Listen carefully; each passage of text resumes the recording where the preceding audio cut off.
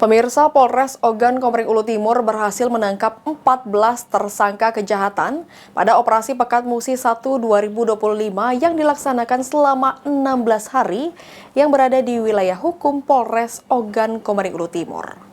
Kegiatan balap liar untuk apabila mereka mau beristirahat akan disiapkan tempat.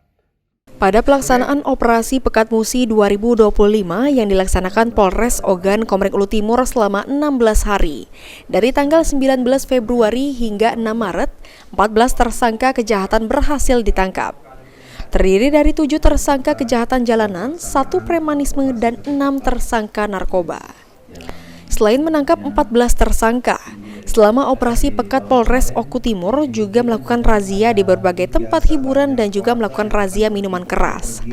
Hasilnya, sebanyak 735 botol minuman keras berhasil disita oleh Polsek jajaran Polres Ogan Komering Ulu Timur.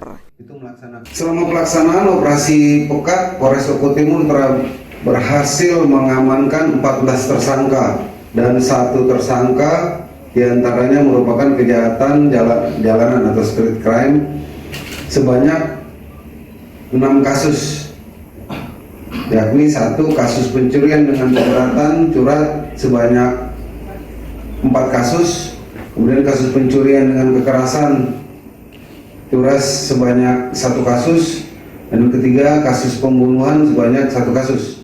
Seluruh barang bukti hasil sitaan Operasi Pekat Musi dilakukan pemusnahan dengan dipimpin langsung oleh Kapolres Oku Timur dan disaksikan oleh Jaksa Penuntut Umum dari Kejari Oku Timur. Elvandri Jeffriyadi, PAL TV.